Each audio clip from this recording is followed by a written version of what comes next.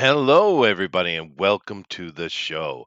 This should be interesting. We got ourselves some a lot of news to cover here, so I'm looking forward to it. Of course, first things first, we really appreciate you guys being here. But most important thing we need is for you guys to hit that share button and let your family and friends and extended community know what's going on, so they can come over here and join us live.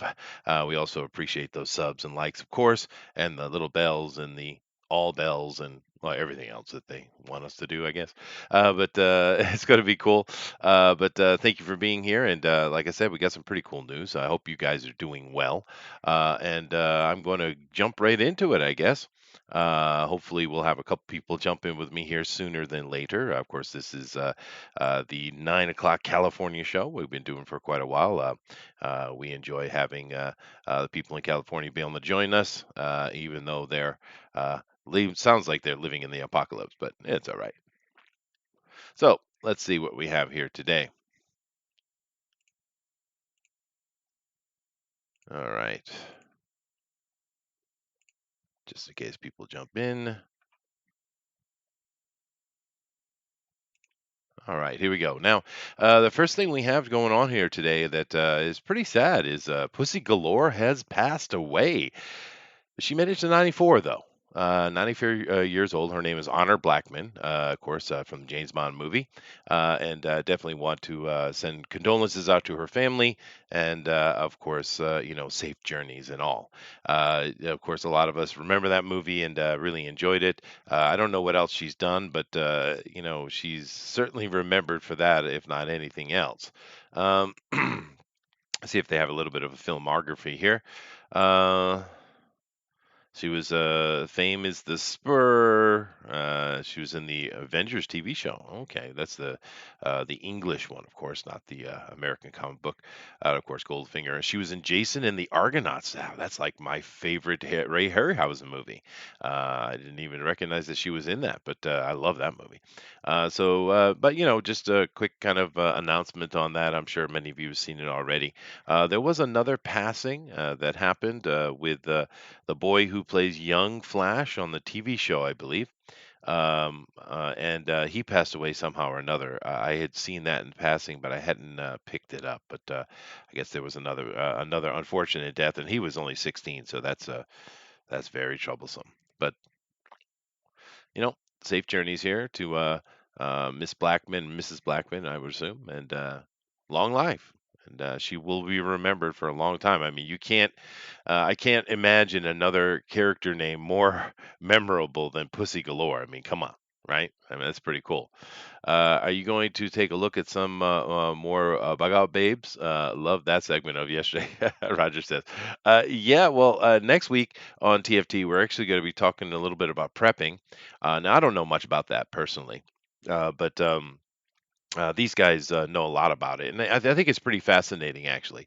Whereas yesterday's show, prepping for the Boogaloo, was more of a look at the political environment of the world and the potentials of things kicking off. I mean, I certainly hope that's not going to happen or a truthful thing, but it was certainly worth looking at. It was fun, and of course, I couldn't resist but wanting to make an understanding of what girls should be in my bug out bag. So that's what Roger's talking about. Thank you. But next week, we're going to talk more about how to get resources, what you should keep, and things like that. It should be interesting. It's something to talk about for sure. It's a popular subject, especially in America. The other guys will be handling all that stuff that I don't know much about, but I think I'll take care of the gun aspect of it because I know guns really well. So maybe I'll talk about that. But it should be fun. Ara's in here as well. Hello, Ara. We got 7 in here watching. Hopefully, we'll pick up over the time. I don't know who else is streaming, but we might be busy, but that's all right. But once again, Shape Journeys, Mrs. Blackman. Now, moving on here. I found another little article I thought was pretty interesting. San Diego Comic Con team isn't closing the convention despite COVID 19. Now, this is interesting because most things are canceling, but they're not, and this is strange that they're doing this because I mean, if we look across like just America, or no, let's look at the whole world. A lot of places that are getting hit hard are the ones who didn't listen, right?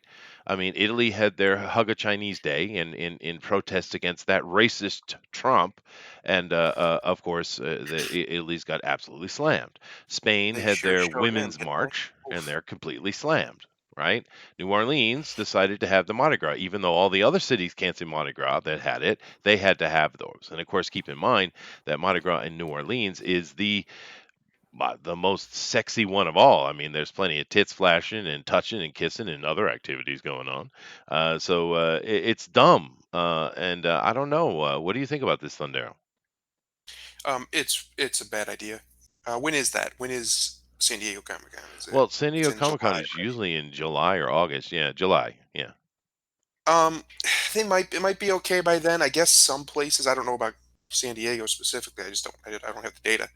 Some places are starting to already, it seems to be rounding the curve Yeah. in America, which is a good thing.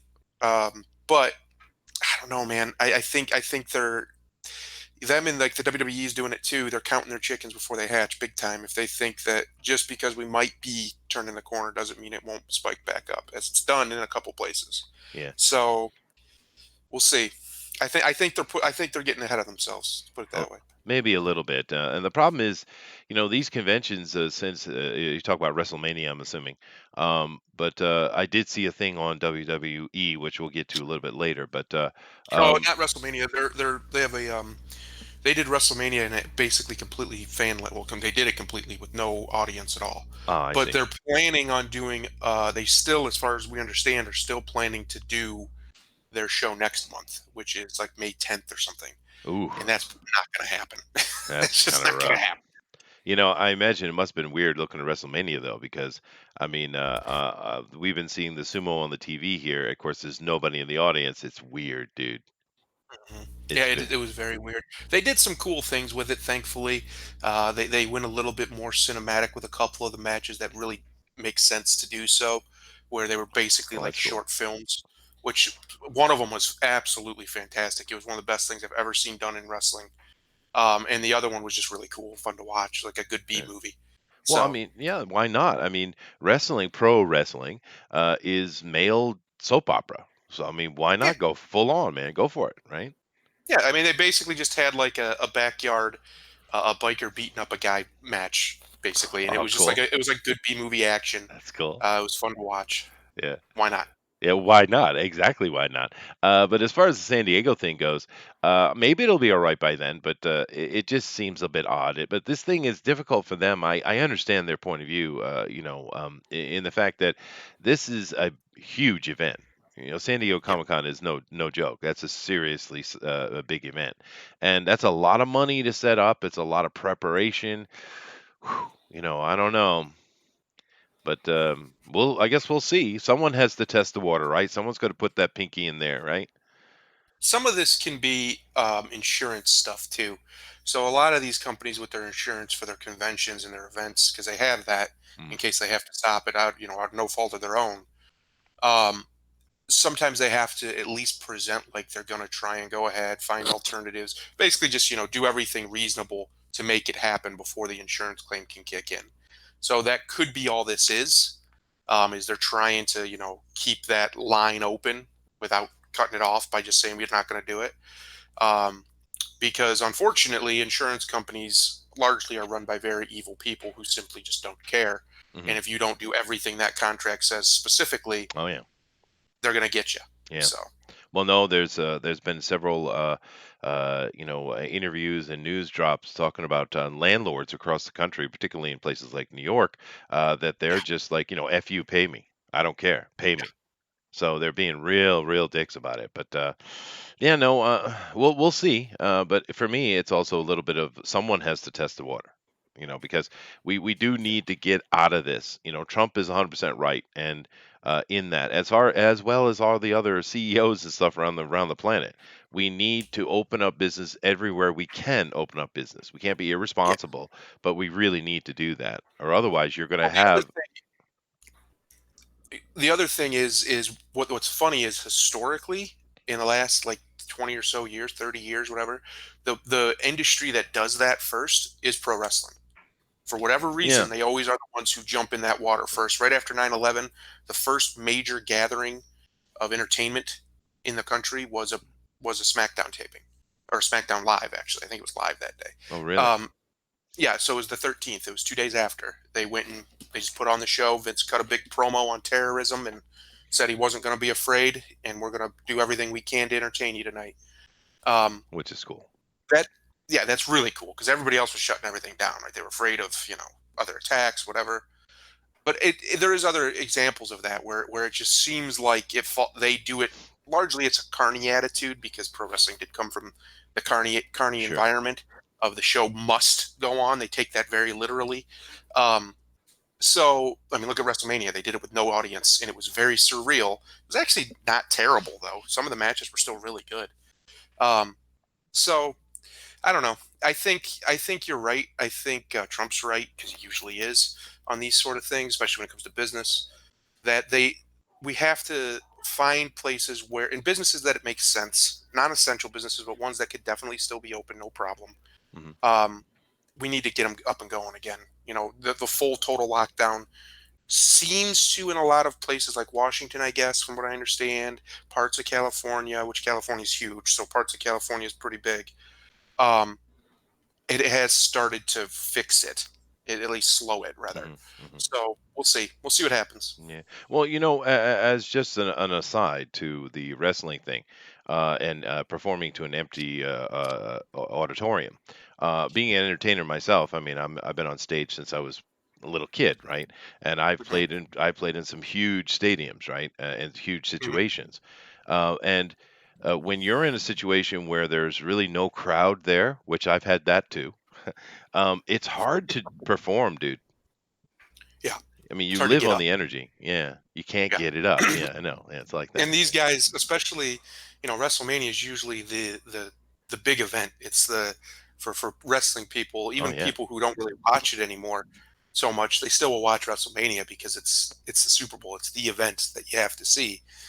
So for it to be scaled down so much, the guys and girls still went out there, and you for most of the matches you would have never known. Like they Yeah. tried, they were putting on their best effort to make it feel like an event. Yeah. Well, So I saw the first or second one. I think it was WrestleMania. It was in Madison Square Garden. Roddy Piper was there. I think he was fighting. Oh, I the can't first remember who one he was fighting. was oh man, I just blanked. I should know that. I think it was Hogan. Him and Hogan in the first one. No, It was like a that wasn't the one I saw. Like I said, it might have been first or second one, maybe even third one. I don't think so, but I saw one of the early ones anyway. But I saw it in Madison Square Garden, and of course, I've seen a lot of wrestling at the Garden. And I wonder if the Garden is still open. right now I don't think it is, Well, but not right yeah, now, yeah, but I mean, is it still an operating venue? I don't know. yeah, Uh, yeah, absolutely. yeah, but that was a great place. The Garden has just such a wonderful feel to it.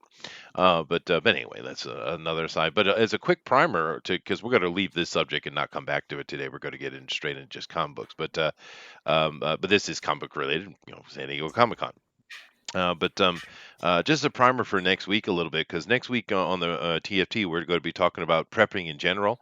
We're not going to bring politics into it at all, which is fine. But as an aside to that, though, one of the things, because I was thinking about what I could do for the show, right? Because I don't know this stuff. You guys know it. I'm not in America. I haven't been there in decades, but I know guns, so I'm going to try to take the lead on what guns are good to own, right? I'm going to try to give that side of the prepping thing. And I was just sitting there going through and kind of putting some of the data together, and just getting ready. And one thing came to my mind, dude. As I was thinking about what would be the best guns to suggest that you buy, the AR-15 came into my mind. It's inevitably come into your mind in that kind of situation because of its cost, efficiency, accuracy, et cetera, et cetera. It's just a very versatile, useful thing. And then it popped into my head, dude. Maybe because it is the most useful thing to use in a situation like that, that's why they're pushing so hard against it. Yeah, definitely, no Yeah. question about it. There's still no replacement as of yet. Maybe one day there will be, as far as military effectiveness for the rifleman. There's nothing that can replace it. There's nothing that's quite as versatile, as far as especially for a ground. thing where you're going to try and take territory or even doing raids, Yeah, it's just so easy to get a nice rifle and yeah. Well, run in, do what you got yeah. to do, and get out. They're easy to find parts, easy to work on, very accurate, very reliable, and they're not. I mean, if I were to go into an actual combat situation, I would take something like a 30-30 or get something. I'd get something different, but it's going to cover everything you need. Even if you want to go do a little hunting, you're kind of good to go. So it is Mm, the ultimate survival rifle, outdoor one anyway. So it just kind of dawned on me, maybe that's why they're going at it so hard, is because it is exactly what you want to own, right? yeah, So that's exactly what it is. yeah, They're there's a reason they go after because the regulations are always just stupid, right? It's literally cosmetic stuff that they worry about. It yeah, has pistol grips no and crap real like that. effect Yeah, on it anything. Yeah, yeah, ugh, yeah. makes me It, sick. it So is dumb. silly, but anyway, we'll talk about that next week. I just want to get the politic part of it out of the way because we want to have the conversation that has no politic at all. We want it just to be about what is the world of prepping, and there's conspiracy theory around that as well because these preppers, survivalists have been doing it for a while, and there's a lot of conspiracy thrown on top of them, right? So we're going to stick to that side of it. We're not going to bring politics in, but it'll be fun. It'll be interesting, different for us. But let's move on to more direct comic book stuff. Now, I'm going to do a few controversial things, then I'm going to get into just fun stuff to end the show, if you guys don't mind. So I've kind of been avoiding it. You guys know I've been avoiding it, but damn it, if I can't avoid this woman anymore. Okay, let me stretch. Dana Schwartz. Now, I'm really a bit surprised by Marvel with this. I mean, we've had people make little comments offhand, like Mark Wade, for instance, right? Now, Mark Wade Mm, has got him, but the thing is, they do chastise him. The bosses do. Now, they might not fire him like they should, but he gets in trouble when he does his stuff, right? Gail Simone obviously has been spoken to a one time or another, and then she builds herself up, gets all crazy again, and then says something stupid, and then someone talks to her again, right? So we can see that this is going on behind the scenes if you're paying attention to it. This girl, on the other hand, no one is shutting her down, dude. Feige is doing nothing about this girl at all. Now, keep in mind she's been writing the She-Hulk comic book. She is the show. Not I don't know if she's the showrunner, but she's certainly the writer for the She-Hulk Disney Plus TV show that's going to be coming out. And this girl just won't shut up, dude. Just on and on and on. She hates men. I mean, and that's not being hyperbolic. She hates men. 100% hates men. And when you look at, I said, fine, I'm going to look into it, right? And take a look here at her accolades, right? She has 3 books, oh, 3, but yet she's writing mm, for Marvel, and none of these are comic books, by the way. The White Man's Guide to White Male Writers of the Western Canon. Now she does a lot of history stuff, which that's my angle on things, right? But she cannot stand that we read books written by men of any age. I mean age as in historical age, right? She can't, and she's actually one of the people advocating for removing all male writers from school education for 20 years. I know it's insane, but that's what she believes because she's a full-on misandrist, full-on, right? And all these books are about this. It's about hating on men, right? 100%. Now, how does this person who has no comic book experience, just writing anti-male books, how does she become the writer of frickin' She-Hulk, dude? um, communism. Communism. All right. Well, and Just I call it have what it tried to is. avoid this because I mean, it's just stupid. But I mean, this girl won't shut her damn mouth, dude. Now, luckily, I'm not auto blocked on this one, which is shocking because I seem to be auto blocked everywhere. But I kind of came over here and just want to look at her Twitter. And she's got a lot of followers, 162,000. That's not nothing, dude. That's a Yeah. lot, right? But if you look at what she's talking about. She's just talking about shows she likes. It's just mundane, social life stuff, which is what Twitter's supposed to be for. I don't see anything here that's incredibly egregious, other than the fact that she's only talking about female things. But I mean, that's her prerogative, right? Um, Here's her fourth book she's got coming out. Yay, major success. Let's get on her, Marvel. So I'm just looking at it, and there's nothing here that's other than just kind of normal feminism. She and her sister having some kind of okay boomer dance off, I guess, or whatever. This is disturbing though, because her number one Pixar movie is Ratatouille. That puts it right out. Um, Oh, Oh, God. Everyone in quarantine, their exes, et cetera, et cetera, et cetera, et cetera. I did take a look through this and mansplaining stuff and et cetera, et cetera. She hates men 100%, and she doesn't understand why men are allowed to speak. This is the kind of running narrative if you read through this. She doesn't understand why men are allowed to have an opinion. She allowed. well, no, that is the general running thing. This right here, of course, got her in, well, this is right here was what caused me to just finally say something because, as far as she's concerned, this is what a heterosexual male-female relationship looks like. A woman is Mm, with a piece of garbage, right? And hmm she doesn't get it. Okay. And once again, I don't mind that you're a lesbian lady. I don't care. You be lesbian. You go do that. And I don't even know if she said that she's that, but clearly she must be. But why all the hate for the heterosexual? What did we do to you? I mean, honestly. And she's actually complained about not being able to find a good man, so maybe she's not a lesbian. But if you're going to sit and talk about all the time how horrible men are and how much you hate men, well, maybe you're not going to have good dates.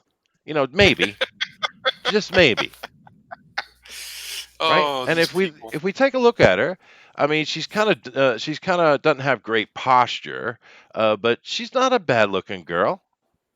She's not a bad looking girl. She's the one on the left, I believe. Yeah, Speak she's for the one on the left. yourself. Huh? Mm. No, Speak for she's not yourself. a horrible looking girl at all, dude. She's Mm. not. She's a normal looking Mm. girl. Plenty of men would find her attractive and want to date her. Um, Well, uh, you just hit the nail right on the head there, Chester. She's only plain looking. She's not, she's a 6'7", yeah, yeah, maybe an yeah. 8 with the right makeup and the right outfit. I wouldn't But go that far, she's but not gonna move mountains for nobody's gonna move mountains for her beauty. yeah, And but she plenty feels of that dudes would she's be happy with entitled that, to dude. no, but she Plenty. feels she's entitled to that because she's been raised in a culture that tells her all women are magical and they're princesses and they all deserve a happy ending and they all deserve the love story and all Uh, that BS that this culture has been Disneyfied to tell people. This is why I hate Disney. And it's turned these women into horrible, miserable harpies. They're shrews. And in fact, it's hilarious because when you go back on her website or whatever that was, the very last line is she lives with her cat named Beetlejuice because of course yeah. she does because Uh-huh. only a cat can put up with you, you Yeah. crazy cunt. That's true. That is Whoa. fair. That is no. Whoa. It's fair. I don't use that word much because we're Americans, right? We're not the British and the Australians, and New Zealanders. They use that word different than we do, so we don't use that word Americans. But he's right though, because this girl is bad, dude. She's really just pure on hate, and that's really like I said, I tried to avoid it because it's just so silly. But Kevin Feige is not shutting her down, dude. He's not. She has consistently every few days coming out with absolute hot takes, dude, and no one is shutting her down. And she is I killing your She-Hulk movie, dude, or a TV I series. would She's like to killing it. remind you that Kevin Feige is the only one allegedly that was 100% in support of Miss Larson. Mm, He wanted Larson. He had promoted Larson, and he was the one backing her, according to many, many reports. It was him and him alone that was all about it. why do I have I'd this like to sick remind feeling in you my that gut that Feige in Kevin Feige's a cuck? 2017 I'd like to Wait. remind you that Mr. Feige in 2017 said that yes, we're going to go full woke. We're going all the way with it. Eventually, we're going to get there. He wanted to finish up what they had already established, but as Mhm. soon as they got that done, the next wave was going to be pure on, full on leftist nonsense. He didn't say those exact words, but that's what he meant. That's what he was clearly implying. Well, he wants Um, half of everything to be female, and I don't have a problem with that in and of itself, right? No, they're going to go a lot farther than that. You're going to gay it all up. It's going to be pure misandry. Just look at Endgame. It was pure misandry from top to bottom. Only Yeah, that one was. male character had any kind of arc that was even remotely masculine. And it was the least superhuman of them all, which is the strangest part of it. Yeah. But the rest, that's what Marvel's going to be going forward with Feige at the helm, because that's who he is. That's who he always was. It, he wasn't what we thought he was, and he's definitely going to go hard left with this stuff. That's why he's fine with this lady being out here being a misandrist. He's perfectly fine with it. Yeah, it's not smart though, and we've been talking about this. It looks like there's no one really reining Feige in, and he's allowed to go with this area, in which, like I said, he seems to be acting like a If cuck I had quite a to bit. guess, Iger was reining him in, and Iger's done. He's decided to move on because he Yeah. did what he came to do. And the new guy doesn't seem to have, at least, well, he's really new, so we don't know yet. But he doesn't seem to have the swagger, whatever you want to call it, that Iger did. Iger ran that company. It was his own little kingdom. And I don't know if this other guy is that. He Well, very well may not be, in Iger saw fact. the writing on the wall, dude. Yes. Yeah, He got out while the getting was good. yeah, that's what he did. Anyway, I covered it. Okay, it's covered. I don't want to There, talk you about even this got a theme female song out of again. me. Are you happy, Chester? Are you happy? Well, I didn't want to cover her. I kept not wanting to cover her, but damn if I can't, dude, because it's way beyond the pale with this. It's way past. I mean, I don't mind. I really don't mind Gail Simone making her little odd comment here or there. I don't really care, right?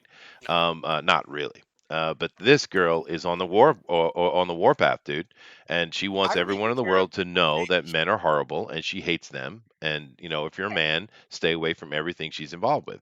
Okay, no problem. That's fine.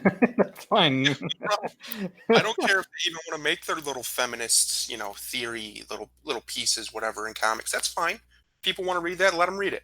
Yeah. I do care when it goes from promoting women to just trying to, you know, compare men to Oscar the Grouch. Stuff like that. When it goes to hate, actual obvious hatred towards males, then I have a problem with it, and Yeah. that's where she's at, and that's where she's coming from. Yep. Well, Yeah, we're but gonna it's not move. going to sell, So, Yeah, that's true. so what's the problem?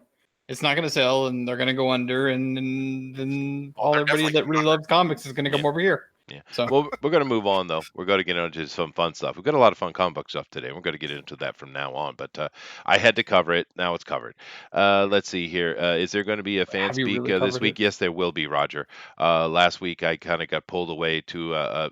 This whole thing is a mess for me too, guys, because I'm kind of technically attached to. Not kinda. I'm attached to the government here in Japan, so I have to go to all those things simply because I'm part of the Kyoei Inkai here. I just I had no choice. I had to leave early in the morning, and He's an yeah, important man. no, but like I said, it's unfortunately that, but I had to go. But yeah, this week it looks fine, hopefully. But who knows in this current situation? At any moment I could be pulled away. But Claudio's here. All praise Claudio. Nice to see you, dude. That's right. Yeah, Nixie says male soap opera. Tell that to Suzuki Minoru, Chester. Well, dude, I wasn't saying it in a negative. I was saying it in a positive. Do you know who Minoru Suzuki is, Chester? Have you ever watched? He's a Japanese, obviously, wrestler. Sure. I think he's pretty much only ever wrestled in Japan. I mean, he's wrestled in out of Japan, but for the Japanese companies. I don't think he's ever left them really. I know But who he he's is, but I don't know him. No. he. It's funny that he brings him up because he, as a wrestler, he's a killer, right? That's his. He's just like this brutal, vicious killer of a wrestler. But as a guy, he's a total softie. Well, Anyway. Japanese are very nice people in general. I've met quite a few wrestlers over here, inadvertently, and they are very sweet. But most times when you come into physical type of blood sports, things like that, they tend to be really nice people, actually. Let's see, Hogan and Mr. T versus Piper and Mr. Wonderful. No, it wasn't the one I saw, but I can't remember which one it was. It was one of the first three, though. I'm pretty sure. Why isn't Dana wearing pants, Chester? I don't know. But like I said, I mean, looking at this picture right here, she's not unattractive, dude. There's plenty of guys that would like her, but she's so nasty that And this. they treat her like a print. They treat her very well, right? They would treat her like a woman. She doesn't Sure. want that. She wants to be treated better than that. I'm telling you, I know how these women think. I was great. I was raised around them like this. They were raised in this culture that told them their s doesn't stink, and they genuinely believe that everybody must agree with that, or See, they're bad. They're see, wrong. you think it's just the American female thing and not the Jubis thing? Well, it's both. It's I a think so. combo package. Yeah. Roger says, Nick, it's because she got in bed with me. That's why. All right. Let's calm it down. Living Purgatory. Daddy must have been bad to her, maybe. Claudio said she has a weird face, not ugly, but kind of like she had plastic surgery. That's possible. I'm just saying she's not unattractive. There's plenty of dudes that would date her, no problem, man. She-Hulk's male friend will be gay, no doubt. Well, that's what she did in the comic book, right? Yes. I mean, she ruined She-Hulk. I mean, and I've said that. I know, Nick, you boring next. We're moving on. I'm sorry that I had to read the chat, and I should just disregard you guys altogether. You're right. I'll do that now. So let me move on here. So boom. Now I don't even know if I want to bother with this, but I'll just play it. Oh God. All right. Now this is something that supposedly happened with Ezra Miller choking a girl and putting her down.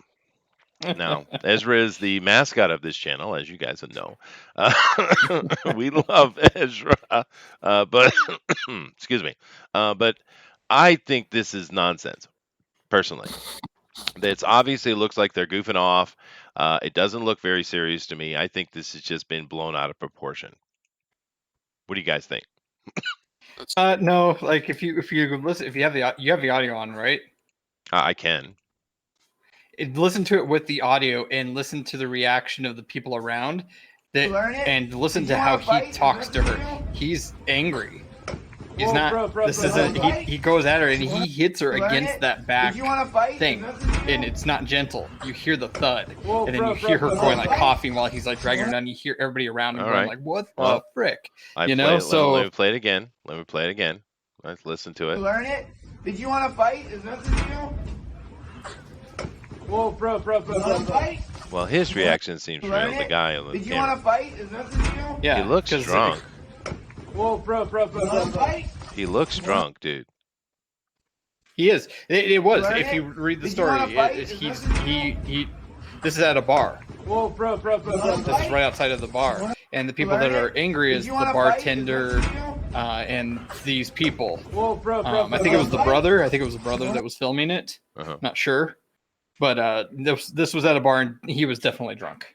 100%. Okay, well, because it sounded like it started as a goof, right?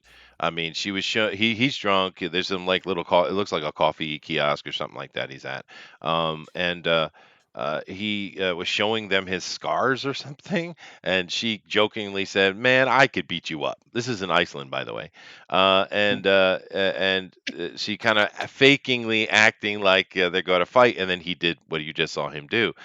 So I think it started goofy, just kind of as a goof, and maybe he's drunk and he just went a little harder than he imagined. I don't know if it was him actually angry. Is my point. Did you want to fight? Is nothing new? Never know. We'll never know. Yeah. Bro. But the cameraman is reacting as it's real, though. That's clear. I don't know. I just, everyone's talking about it, so I was like, all right, fine, I'll put it up.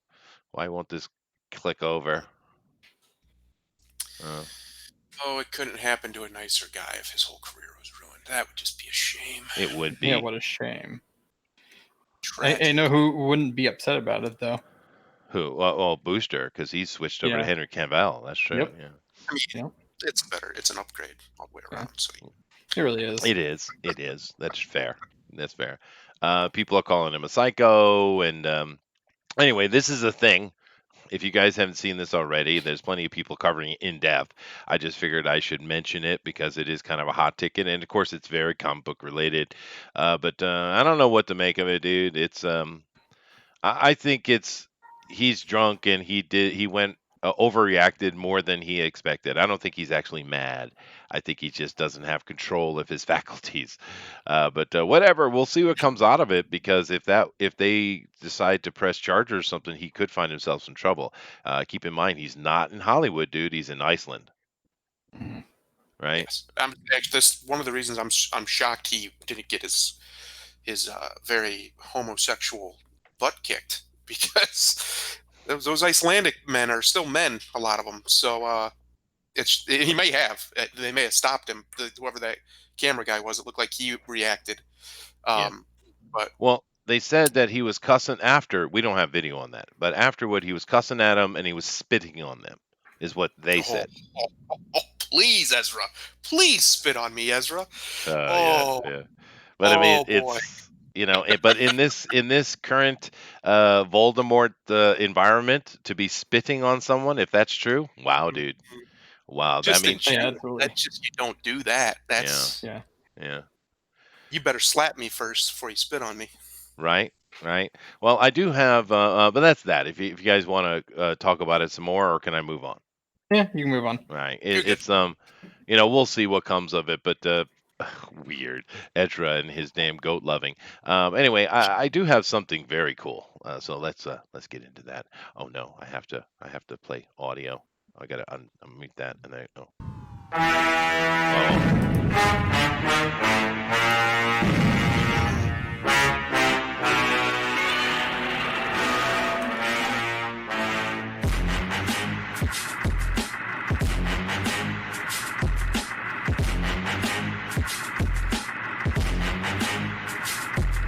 Now, I love that beat, dude. You guys will hear it on the other side. That is so awesome. That's one of the cool things about Godzilla, of course, is the absolute sounds of it. And earlier, well, almost 2 years ago, a year and a half ago, I don't know, maybe a year ago, when we were doing the Rabbit stuff while that was still up, Bunny Vision Movie Night, we watched the original Godzilla, and it was cool for a lot of us because we had seen the American version of it. And we had never seen the original Japanese version. Even me living over here. Dude, that original Japanese movie is way badass. Yeah, I mean, it's a masterpiece. it's a freaking masterpiece. And I mean, you might look at it and say, "Oh, that's hokey. Oh my God, that's from the 50s." Ugh. Dude, do not let that keep you from watching that movie. The emotional tension and just the raw emotion of that movie, it is a freaking masterpiece. It's outstanding. And the sound, that score that guy put, dun dun dun, dun dun, and the roar of Godzilla. Oh man, it's Well, the other thing in that movie that they don't do anymore, at least not well, is silence. They Yeah, allowed there to be no real sound besides Godzilla rampaging in that's many true. parts, Mhm. and it's just so eerie, and it pulls you into it. And it does it like you said, it makes you feel like a thriller, like you feel it, Yeah, and it's a masterpiece. I mean, yeah, obviously the effects are silly because they're from the 50s or whatever, but regardless of that, if you take into context what what the Godzilla movie is actually about, the yeah, time frame of when it was made, and just the cinematography of it, it's a masterpiece. It it truly is. is. It's probably the best disaster movie ever made. I can't think of one that's better.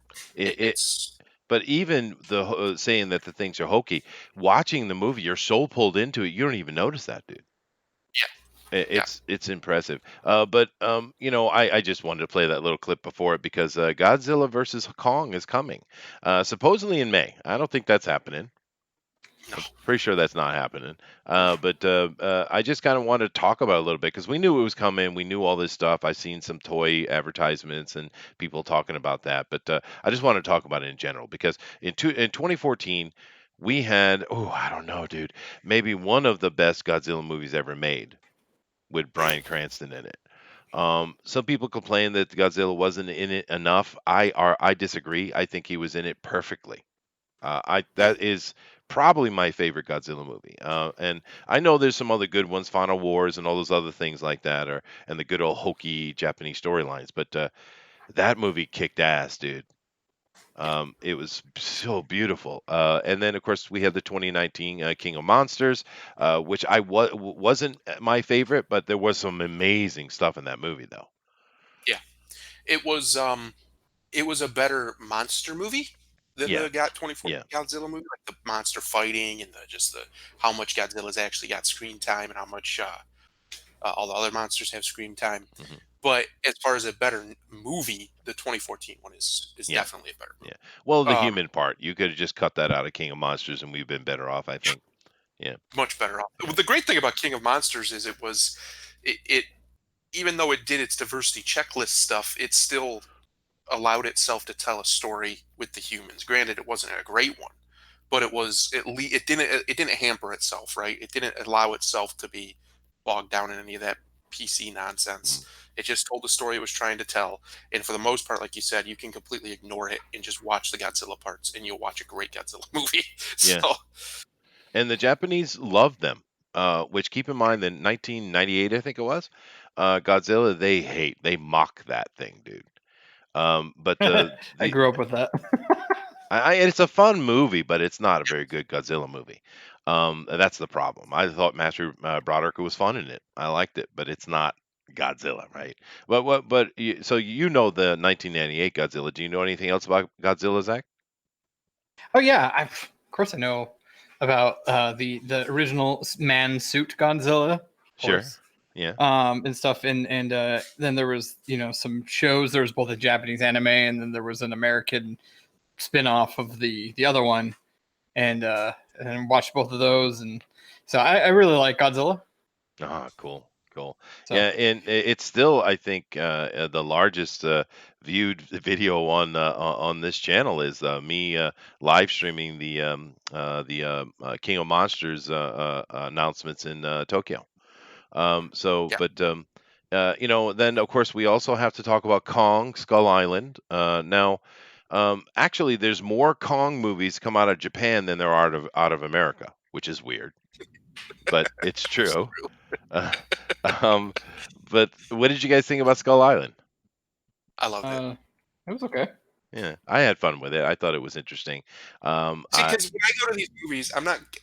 That's one of the reasons why the original Godzilla Japanese cut of that movie is so jarring, because it's not really a Godzilla movie. So when you go to watch a kaiju movie, which is what these are, you don't go there expecting great narrative, screenplays and these awesome stories they're going to tell you. You want to go see big monsters beating the crap out of other big monsters, and you want that to look good, and you want it to make sense, at least enough so you can be pulled into it and just enjoy it, right? You don't want just randomness happening. There has to be some narrative to tie it together, but that doesn't have to be very strong. It doesn't have to be very present. It just has to be there. Yeah. And Skull Island, I think, does that quite well. And so does King of Monsters. I think it's actually a bonus to these movies if you could take the human parts out of them and they wouldn't matter. Yeah. Because that's not what's important. The important part is watching the monsters fight. That's what we're here for. It is true. And keep in mind, the good thing about the American ones is there's no damn Kenny. God, Kenny. Freaking Kenny, man. They always put a damn Kenny in those movies. God. But of course, there was a whole period where Toho had made a shift and they changed Godzilla into being a kids thing, right? Yeah. And unfortunately, a lot of Westerners, the first Godzilla they ever saw was that. So they just dismiss it, not understanding that before that and after that, Godzilla is badass, man. But that huge chunk in the middle of the Showa era is just kid stuff, and it's hokey, and they freaking Minida or Godzuki, I think you guys call him. Oh my God. I don't know. But here's the ultimate question, though, since we're talking about Godzilla versus Kong. Should there be this movie? I mean, should this movie exist, dude? It should never have existed. It doesn't make any sense. Why would these two fight each other? Yeah, because it's kind of like Batman both versus on the side of humanity. Like they're both kind of guardians of humanity, so it's makes sense why they're fighting. Yeah, well, much, yeah. there will be a monster that they come together and fight at the end. They'll do the same thing they did with Rodan and Godzilla coming together to beat Monster Zero or oh damn it, what's his name? Yeah. God damn it, what's his name? King Ghidorah. King Ghidorah. Yeah, Monster Zero. But I'm sure that's what will happen, Zach. I'm sure. But it's just, for me, this is kind of like Batman versus Superman. It's dumb. Kong has no chance. No chance. No. Zero. And especially with this Godzilla, because this Godzilla is huge. He's beyond the other one. He's titanic in size. Yeah. They're going to size him up for sure. And there's if you look at the toys that were released, it's clear that some kind of mega juice is being used to power them up, or at least power up Kong. There we saw a toy that had an exoskeleton on Godzilla, so maybe he's being controlled. I mean, who knows? It looks like they're embracing the hokey Japanese storytelling, which I'm fine with, by the way. But it's just a weird concept. I don't know, but people clamoring for Here's what I this would for rather. decades. Just like I would have rather, Batman v Superman to not happen under the name Batman v Superman. If they would, because they put the name right out there, because they know that's going to catch people. But if the story wasn't really just about Godzilla versus Kong, if there was some reason these two are coming together to fight, whether against each other or together, it'd be better to watch overall. Hello, babe. What are you doing?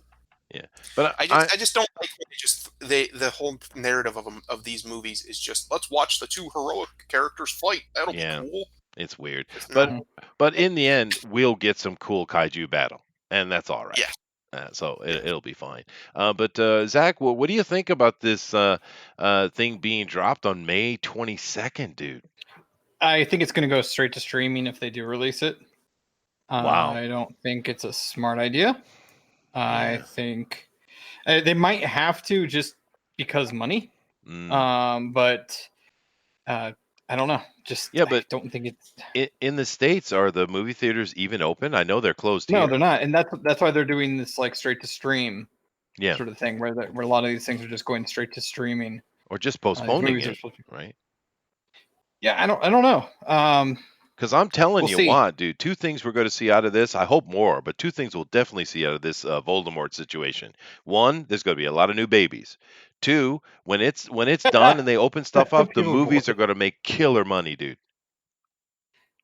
Oh, Right? yeah. People are going to There's flood one to the other movie theater, dude. problem, in Yeah, America. 'cause just get out of the house. Yes. Yeah. There's one other problem in America. Unfortunately, a lot of the big movie theater chains are pretty close to bankrupt.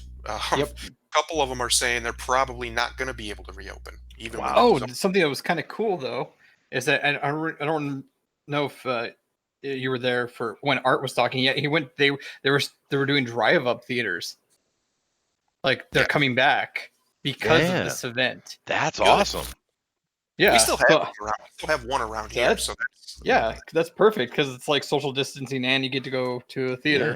Yeah. at I the don't same know time. why we got rid of drive-ins, man. Drive-ins are fun. They're different, right? Yeah.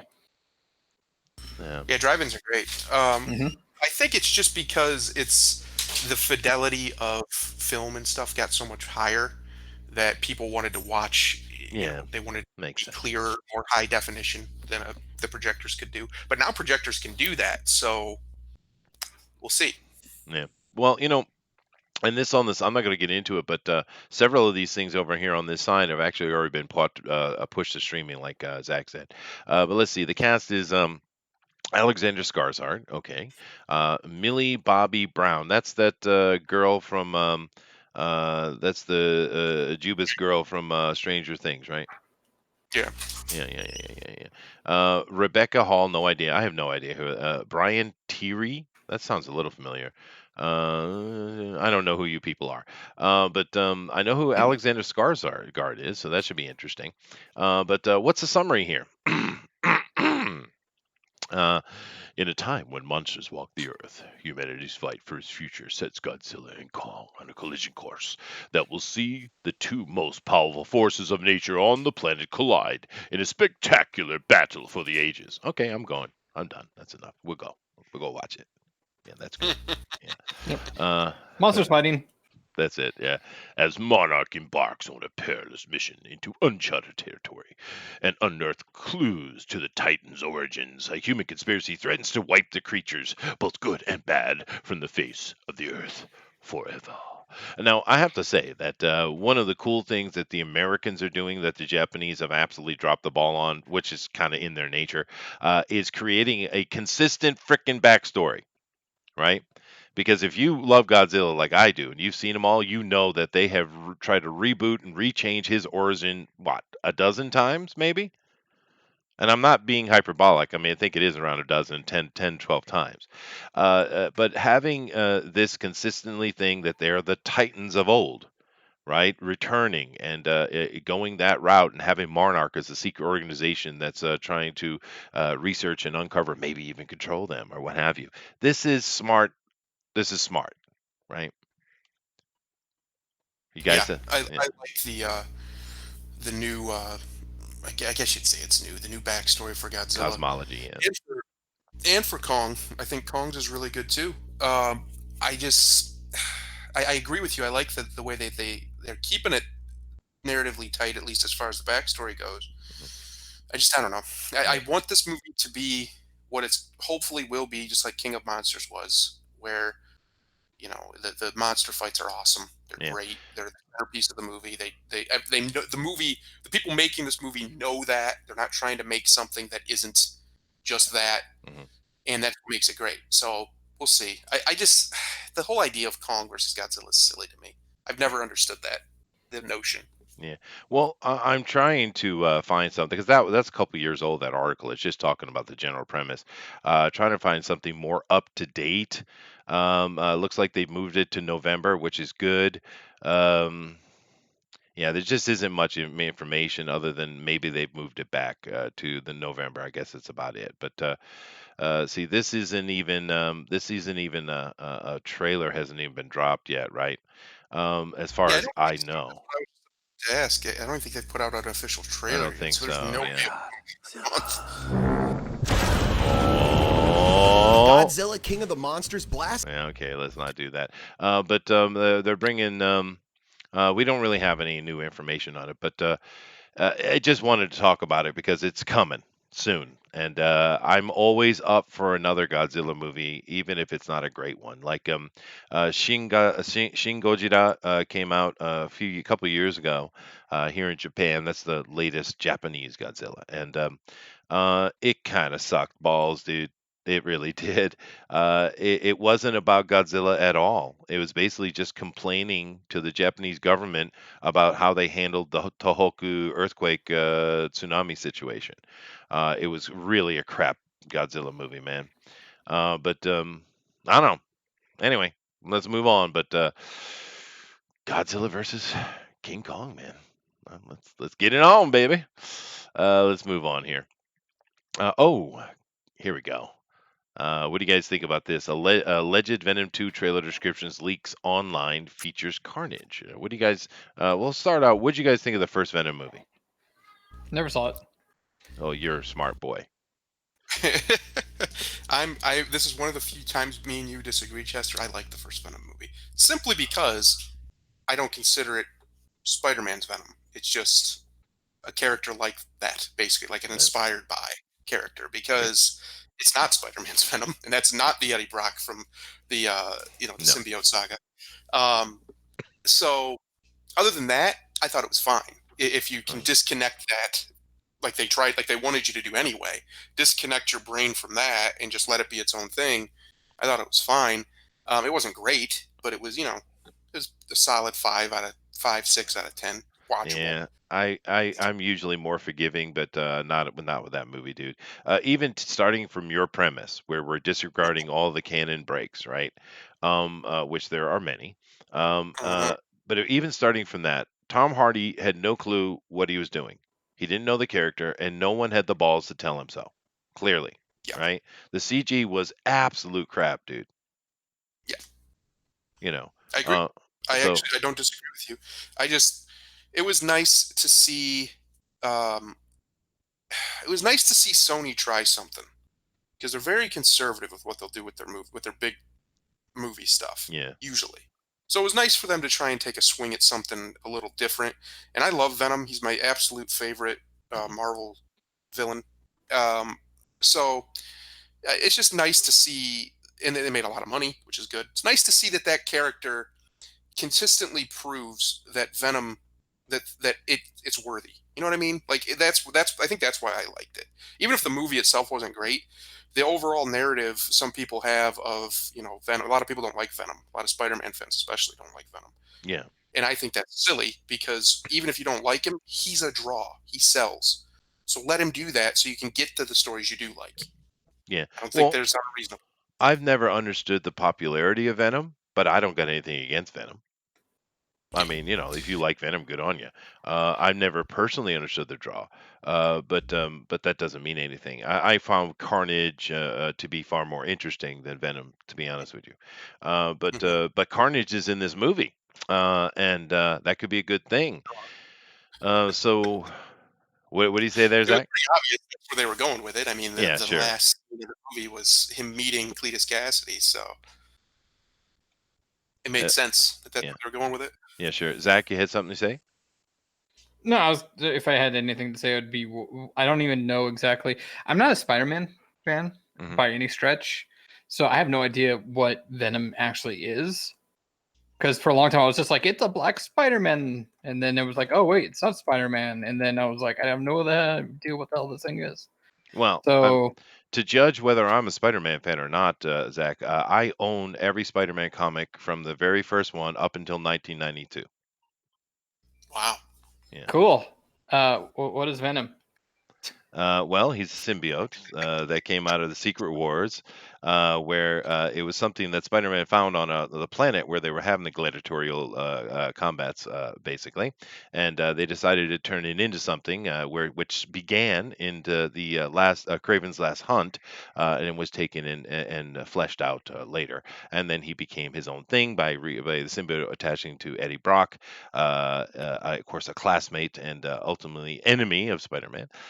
But the thing about this movie that I thought was weird was that they were immediately making Venom a good guy. Yeah, I didn't like that either. Yeah. But Venom works best at the very least as an anti-hero, and a very dark anti-hero, basically still just a villain who's just targeting the bad guys. If he's not that and he's just a good guy, like just a down on his luck kind of guy like Eddie is in that movie, he loses his edge big time. well, you guys want to check out this trailer from Russia? Sure, See if Russia. Oh, they've removed it. Oh. Yeah, Oh. figured. But it's okay because the conversation is what it's really about. Me personally, having Carnage come in, I think is a good thing. It'll be interesting to see them fight, but the problem that I think we're going to run into comes into what Thundero's already said, dude. Because Sony's got to be conservative with this, but Carnage needs to be an absolute brutal serial killer, bloody R-rated movie. Yep.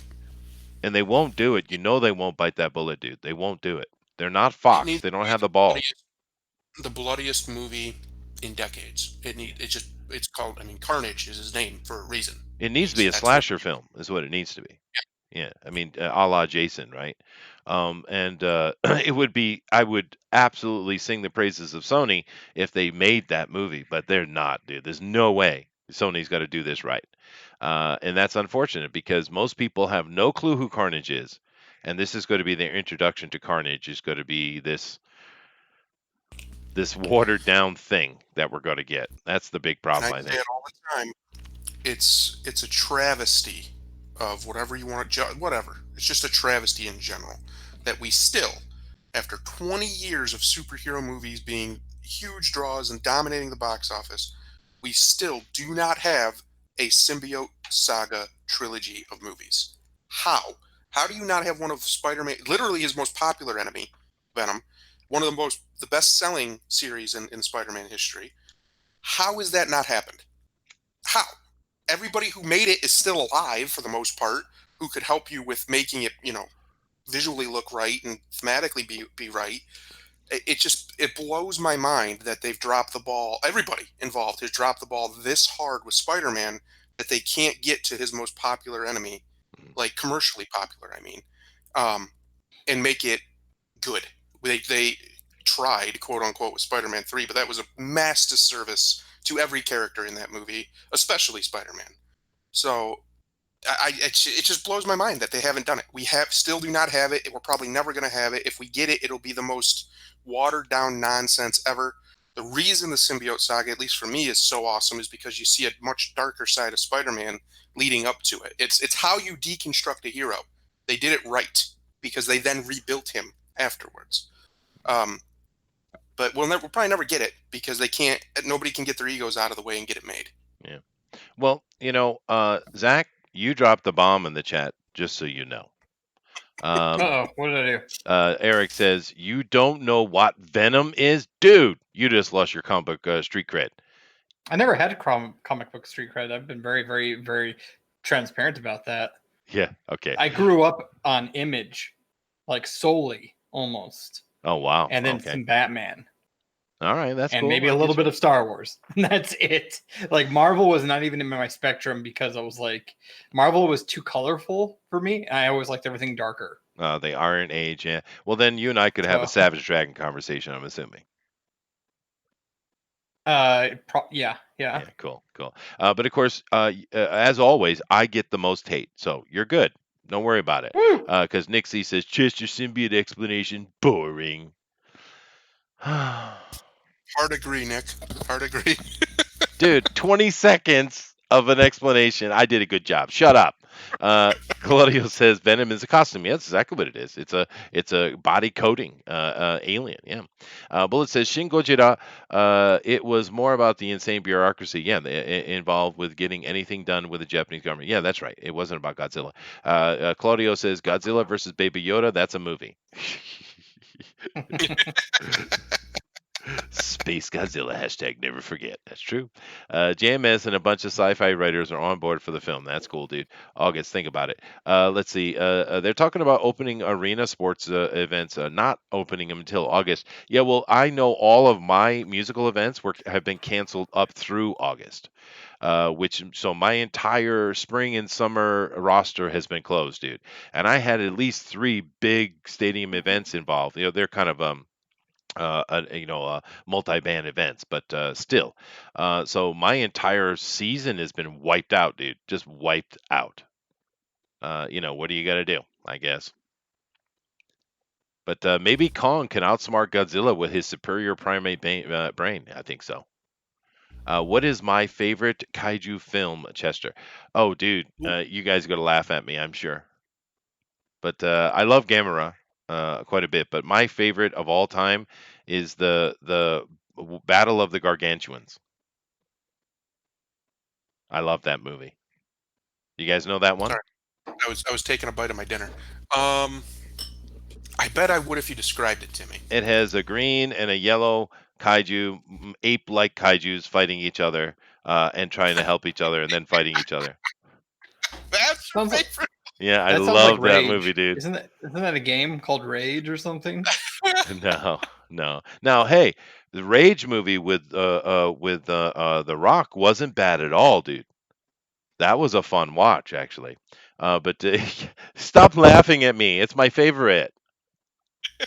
Mine's Pacific Rim, so I can't say anything.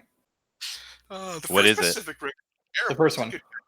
The first Pacific Rim. Oh, Pacific Rim. Hey, that's a fun movie too, dude. Mm-hmm. Yeah, the first one's pretty good, especially for just a kaiju movie. There's nothing wrong with that at all. Yeah, I like that. It doesn't try to be anything really more than that. It's like fighting big monsters, big robots. Yeah, that's all these movies need to be is just set pieces. See that and the second one tried to go there, and I was like, no. The second one wasn't as good. Yeah. No. And tried to apply it in places it shouldn't be applied, like the Transformers universe. That's what Michael Bay did. He tried to just make it about, the big set piece of the monster, the guys fighting, the big battles. And while that is in Transformers and very important, that's not really the main focus of it. It's actually very narrative driven. Yep. And he was like boobs and explosions. Yeah, right. Exactly, dude. There's a perfectly fine place for that. I just don't think it's a Transformers movie. Yeah. I think Eric needs to be quarantined. I'm pretty sure. Eric says, "Dang, I was supposed to see Nickelback in September." Oh, yeah, God. Definitely need to quarantine your ass. Eric lost all music cred. Yeah. Don't worry, Eric. Don't worry. Yeah. I'll play that one song. Yeah. But I mean, for me though, because some of those events I've lost are ones I was just invited to, right?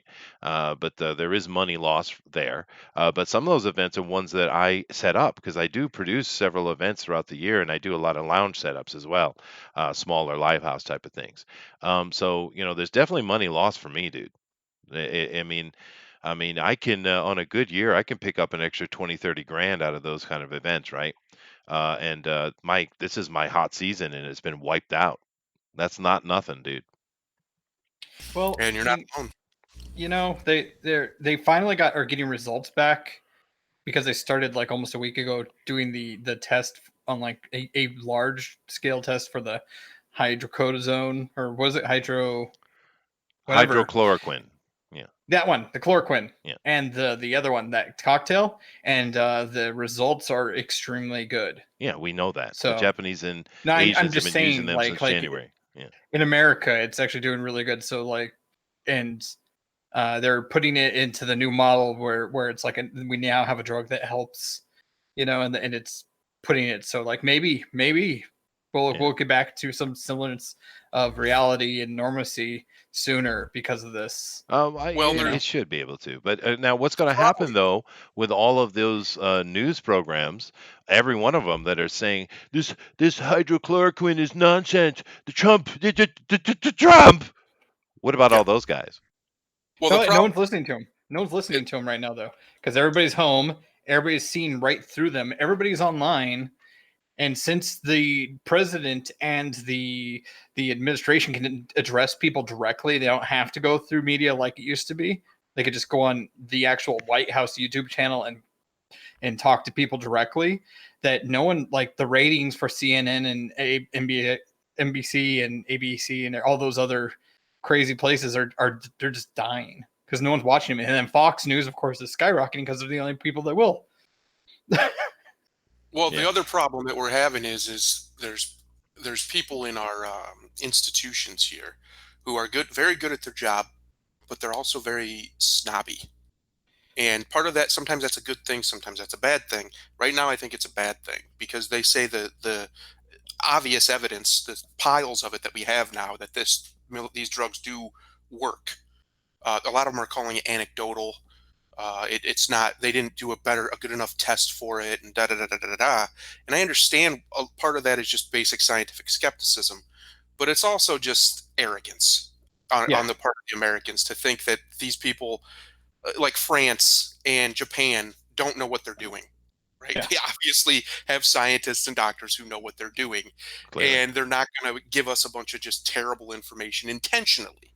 Now, they could be wrong, but I don't think they are. And this drug's been around for 80 years or whatever it is. One of them has. There's no reason that they should be so skeptical other than they're afraid of making a declaration in the positive, because if they're wrong, they're done.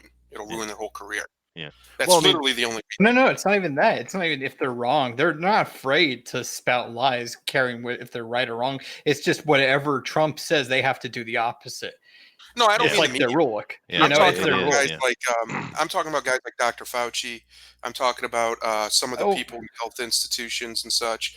The reason they're being so trepidatious, I guess would be a good word for that, is because they're afraid if they make it a declarative statement. Trump isn't afraid; he'll make declarative statements.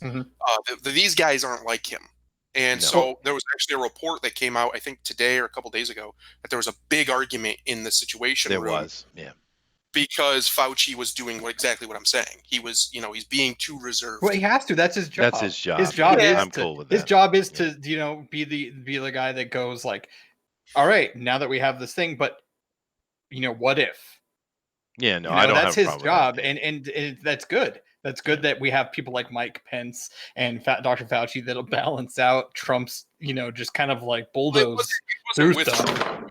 One of the aides or something, I can't remember who, or no, the one of the directors actually of one of the other agencies, and Fauci, I guess, was being sort of dismissive about all the, like I said, all of the evidence that this actually does work, and he didn't take too kindly to that, so I guess there was a big argument, and I just think I agree with the skepticism and the caution.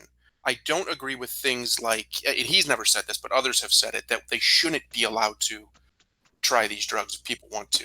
The thing is also that you guys are talking about I think I know what because I was like, I've been trying to figure out because I've been following this really closely, and I know that you have to be careful though, is because a lot of places are trying to make it seem like Dr. Fauci and Trump is like butting heads constantly, and they're not. They're not. They're That's not a at lie. all. Yeah, Trump They're is not at letting all. him do his job. Yeah.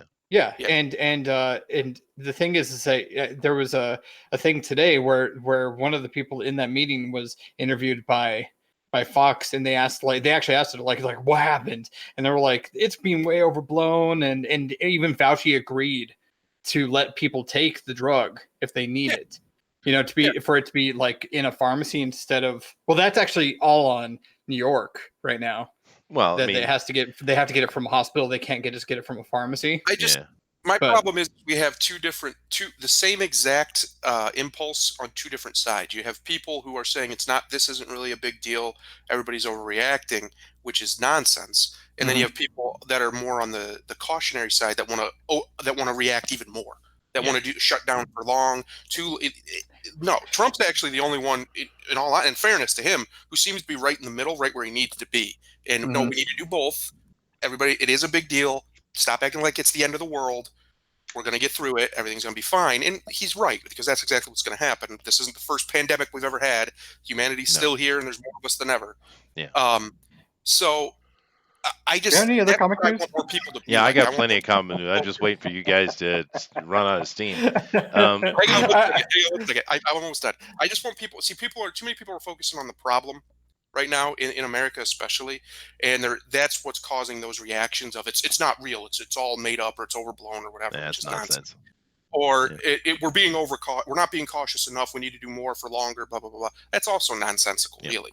Yep. The reality is if we focus on the solution and we keep doing what we know works, because we have all this evidence that it does, it'll be fine. Mm-hmm. But too many people get lost in the weeds of the blame game and all the nonsense. Just stop. Oh, there'll be plenty of that. There will be plenty of that. Yeah. But as far as, ending it and moving on to the next comic book news, just as far as the Japanese are concerned, they're clearly a bunch of idiots. One of the largest cities on the planet has 1,000 cases. What are they doing? It's outrage. Yeah, outrage. Yeah. So let's move on here. This. What? Just one thing real quick. Japan, though, has some serious balls.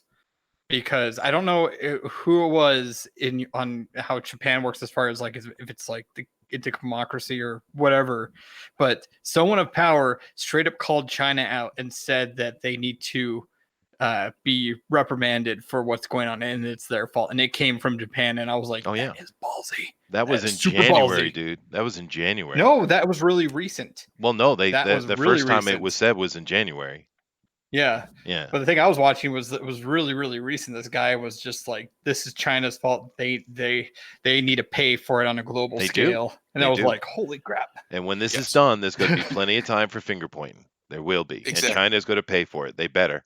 There's some good things coming out of this. One, countries are going to start having their own medicines and stuff made in their own country. Two, the EU is going to fall, which is awesome, right? But let's move on.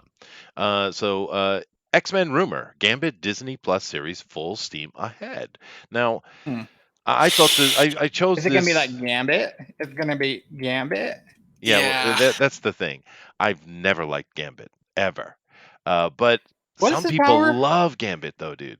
He can make other things explode when he touches them. Yeah, he has like kinetic transference or something like that. Yeah. It's an okay power. It's just they're not going to do Gambit correctly at all. He's already, in my opinion, I actually agree with Chester. He's kind of a weak character. He gets propped up by being surrounded by better characters. So him on his own is really not going to work. But even if they were going to try it, he has to be charming and charismatic and southern, have that southern charm about him. They're not going to do that. They don't know how to do that.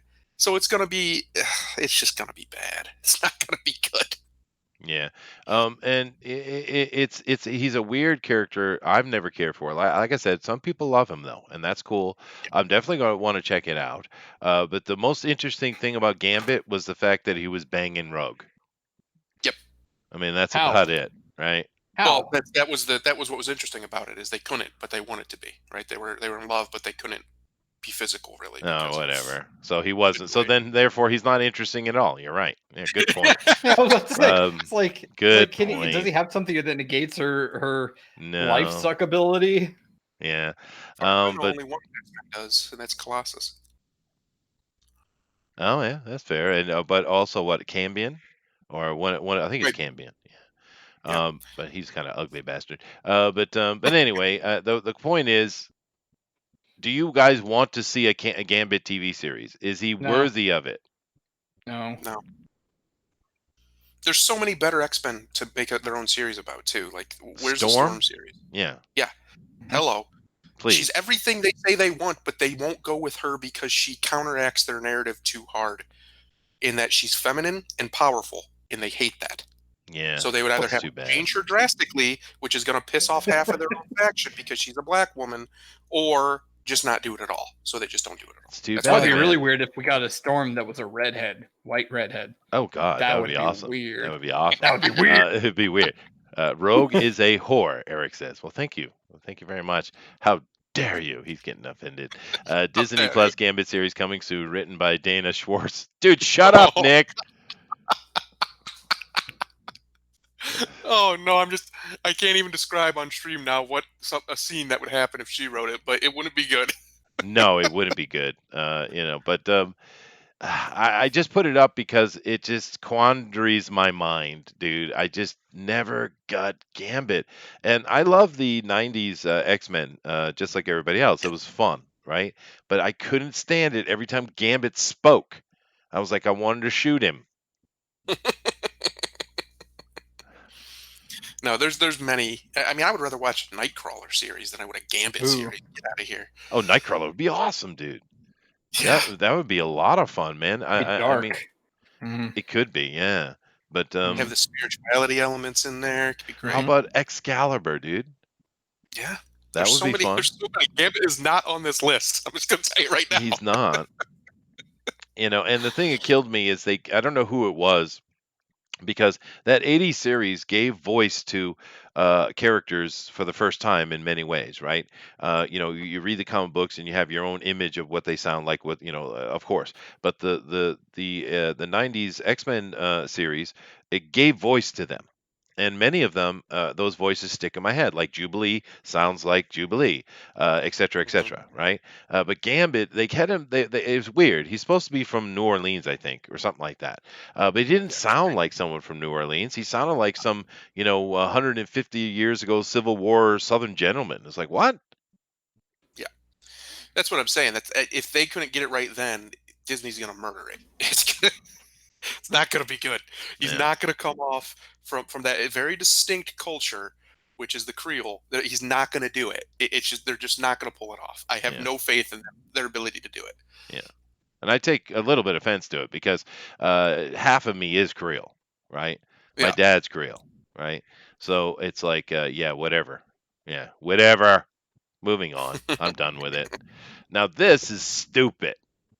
This is Oh, just no. stupid.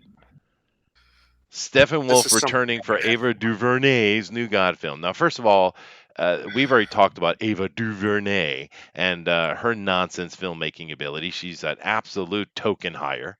Yeah, I said it. That's exactly what she is, because she's not good at what she does at all. And Stephen Wolf was the biggest complaint out of Justice League. And there was a lot to complain about in that frickin' movie, dude. And you're going to bring him back? Are you kidding me? Where is Darkseid? I don't know. It's another one of those things. Like I was talking about Venom. Terrified of doing the character. For some reason, nobody wants to do it on the big screen. They all run from it every time they get close to it. You just got to throw your hands up and go, I don't know. There's no way they can do New Gods and to have Darkseid. That's impossible. They're gonna try, I bet. Uh, He'll just be in the background again, and they'll just be mentioned in whispers or something. Unbelievable. They're But terrified of Darkseid. They really are. It's obvious. Like they go out of their way to avoid it. yeah, but why though? Why? I don't know. I don't know. But it's. What, Zach? Do you have an opinion on this? I'm sorry, but what is New Gods? Oh God. Oh fine. Jesus Christ, dude. Are you even in the comic book world? Out of here. Jesus. It's Jack Kirby, brother. Who's Jack Kirby? Oh my God. All right. All right. I'm glad you can't boot me. I'm glad you can't boot me. Unbelievable. Yeah, this whole and it oh god, it pisses me off so much, guys. Because I'm a big fan of Jack Kirby. We all are. I mean, Jack Kirby created the modern comic book. He did, right? And he tried to give it a shot with the New Gods. He obviously was an ornery fella. That was bristly and battling with people left and right. It's kind of what he was like that. And he got into battles with the DC peoples. He left. The New Gods died. Well, at least what his vision of it was. And then he went over and made the Eternals at Marvel, which was him just remaking this idea he had. Because this whole New Gods thing it was his idea. It's his baby. This thing it was his maxim opus, I guess, of what he wanted to do. So we have two versions of it. We've got the New Gods. We've got the Eternals. Both of them are coming out here in the near future. One is being done by an absolute hack in DuVernay. She's a horrible, horrible movie maker, and she's straight up progressive, racist, sexist, hateful person. She's straight up that, right?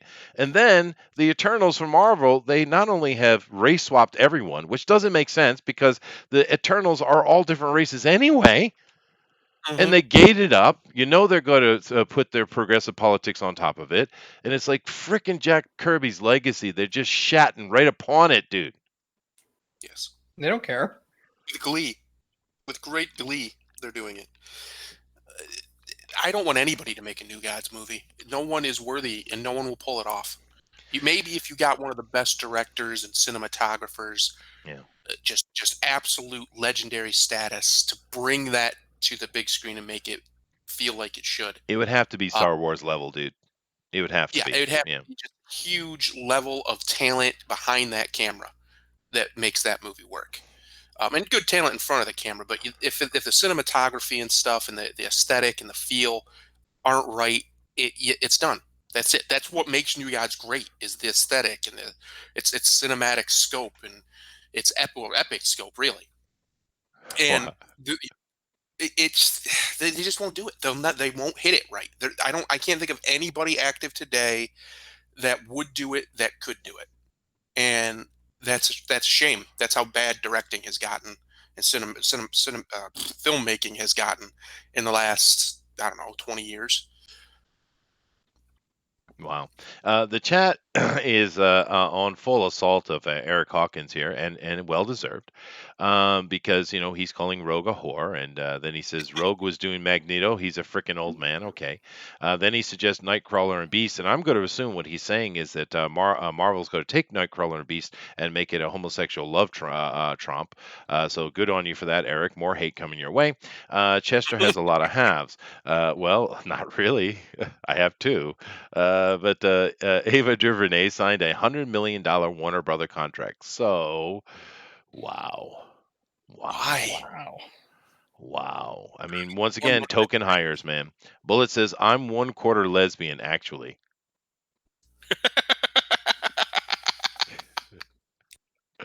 Ryan in the New Gods. Chester, do a YouTube search world of the New Gods. I wouldn't. I try to stay away from searching anything on the internet these days. All guards are white. Come on, guys. Let's not color wash these characters. No, well, the Eternals are certainly. He did a little bit differently than he did with the New Gods, right? With the Eternals, they're kind of representing all the pantheons of the past, right? The Celtic pantheons, the Egyptian pantheons, the Asian pantheons, etc., etc. Which is a little bit different than what he did with New Gods, of course. But there were literally all the races were represented because that's the point of it, right? Yes. Haters gonna hate, Eric says. Don't hate the player, hate the game. Dude. He forgets that you're a musician, I think, and he came up in here talking about how he likes Nickelback. Right, I know. He's on his own. You're on your own this one, bud. Yeah, that's fair. Bullet says, I mean, there'd be 60 to 70% white then. Yeah, that's probably true. Mystique is a whore. Now, why is Rogue as a whore is okay, but Mystique as a whore was blocked? Why?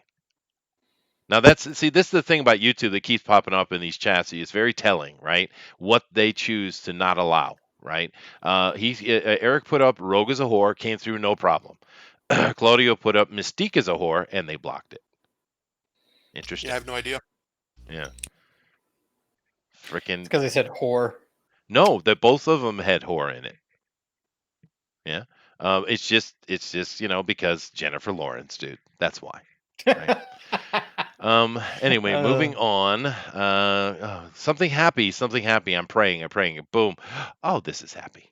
Very nice. The Penis Gang step up for kids with at-home learning lessons. Well, now I know we got a lot of dads around here. Everyone on here is a dad, of course, and we have plenty of people within our community. DeWolf being one of them, who schools their kids anyway.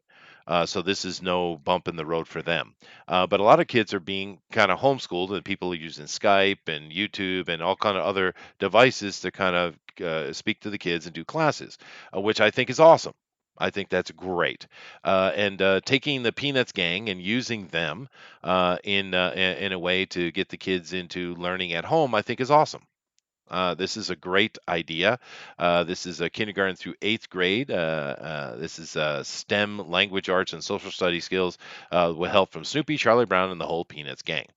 It's just talking about what's going on, the fact that they're trying to bring these into the home to try to make it easier to homeschool the kids in a way. But I'm really happy with all this I've seen. A lot of educators have kind of come up, put aside their silliness because we know the education people in America are kind of off their lids a little bit. But putting that aside and trying to use the technology we have at hand to keep the kids busy at home and keep them educated because for most of the country, because the summer's hitting soon anyway, they're just not having any school until September anyway. So it's necessary to do this, and I'm very happy to see it. What do you guys think? I like Yeah. it. Yeah. Big fan. Well, there you go. Simple enough. I do love the fact that in this article they had to choose a scene that had the lesbian and the black one. So Yeah. that's interesting. Got to make sure you get your woke points in there. Yeah, you get your woke points in there. Yeah. Yeah. But just curious in the chat, you guys, how many of you guys homeschool your kids? Just curious. Why is Roga Whore Charlie Brown? Oh, you put Charlie Brown in there. They blocked you. Okay. Oh gosh. Yeah. Right. Yeah, see, and no problem. Rogue is a whore comes up, no problem. But if you put Mystique or Charlie Brown in there, how dare you? There it is. But I'm just curious how many of you guys homeschool, and how many of you who have kids are using the various different technologies that people are trying to do. I know there's many schools that are having the teachers get on like Skype and kind of run in their classrooms through Skype or Twitch or some other type of technology, and having the kids at home. I think that's awesome. It's a very smart way to go about it. And here's the interesting thing, though. What do you guys think about a future where kids are homeschooled at home in front of the computer anyway? Just, as a standard. I think that's the future regardless. Yeah. I think pretty much all schooling, even up to the university level, will go that way. There's just no reason to have, for most even university level classes, to go to a school to do it. That's fair. It just don't need to. I mean, maybe for lab stuff, for like if you're learning things you have to have practical skills in, sure, that's fine. But for just a regular lecture, no, there's absolutely no reason you have to go there. Why? Yeah. Well, the kids going in the social anyway, so what difference does it make? Well, that's I think for college I agree, but for the kids, them getting out, socially interacting with each other, running around, PE, physical activity, physical exercise, social education is important. So I really don't think it's a good idea to completely cut that. But maybe you can have more of community setups where the kids go and do their physical fun stuff for a few hours a day. And then they spend a few hours a day actually doing studies in front of the computer, because you can take attendance and I mean you can control the situation, but you can't take it that social aspect away. We need one of the big problems we have is so many of these idiots sitting behind their computers, having opinions and threaten people with violence and not having the respect that you would have face to face. This is a problem, right? And this is part of the problem is the internet itself. But I have heard It's hard for me to believe, but I've heard that in America, in elementary schools, they've cut PE. Yeah. How is that possible? Because they would rather teach your children about anal sex than about fitness. Yeah, I get that argument. I understand that, but I mean, seriously, you have to Oh, have the kids. Yeah. that's the reason. and they're getting rid of recess as well. Yes. What? For They want elementary school. They want fat consumers who are perfectly fine with kid diddling, apparently. Yeah, because well, they we want to talked about that for sure. But teach children about sex in kindergarten. yeah, I know it's disgusting, but I mean, you can't do that, guys. You need your kids to be out running around at least an hour or two a day. You need them running around. They need physical activity. It's about biological development here. This is a science Yes. issue, man. The solution is, well, they don't like that. But anyway, the solution is somewhere in the middle, like you were saying. Most of the class stuff can be done online and should be done online. A lot of it is anyway for a lot of schools. And that's fine. I think there's nothing wrong with that. But then there should be some form of mandatory physical activity, whether that's Yeah. a sport, just dancing. I don't care. What do you want to do? Just so you have to do something as a school community. Have a big area where they all go. Could be basically like the school gym or whatever it would be now, and they have to be there for X amount of hours a week, whatever it is, and they have to be active. I really don't think there's anything wrong with mandating physical fitness to some degree in schools. I think that's rational, and pretty much every other major power in the world does it for a reason. One of the reasons we have such an obesity epidemic in this country is because we don't do that. We just allow kids to be lazy and not get physical activity that they need as a kid. Like me now, I'm a fat guy, but I'm still physically strong and capable. I can still move, I can still run, I can still everything I do, and I'm 35. Some of these kids who are 18, I can outrun and I can out wrestle. Yeah. Well, like why? I There's am no reason I can do that. point of order. I am husky. Thank you very much. But no, it's a fair point. I mean, when I was a kid, there was hardly any fat kids. I didn't get fat until I got married, right? And I'm not. I mean, I'm not that bad, but I did put on weight for sure, dude. But it wasn't until I was married, and therefore, what Thunder was talking about, all my youth, I put on a skeletal and muscular frame, a healthy one, right? And it will carry with you for the rest of your life. I see so many fat kids in America and other Western countries right now, and it's like I don't understand how that has come to be. It just doesn't make sense. Put the kids, make them run around, make them healthy, give them healthy food. Don't listen to that Michelle Obama bitch and give them the damn food that they want her to eat. That's ridiculous. Give your kids healthy food in the school, make them exercise. I don't care if they whine and bitch, make them do it anyway. We used to have a situation where teachers were in frickin' charge. What happened? We this is here since we've been ragging on misandrous, I'm going to be a misogynist real quick. We allowed the women to take too much control over the education, and a mother's instinct is to mother their child and cater to them a little bit, Which is not valuable. force stuff. It is valuable. Whereas a masculine instinct is to strengthen the child, to discipline the child, not with violence or anything necessarily, but just get them to where they're able to take care of themselves, because they know they're not always going to be around to do so. So they need to be able to physically handle the world. The teachers have shifted dramatically. I think it's something like 90% of teachers or in the teaching administrations in this country are female. In elementary schools, yeah. That's not acceptable. Men should be teaching young boys. Well, not always, not all the time, but it should be happening, because how's a woman going to teach a young man how to be a man? She can't. She can't teach a young man how to be a woman. There's a huge problem with that, what you're saying, though, and this is part of the problem for sure.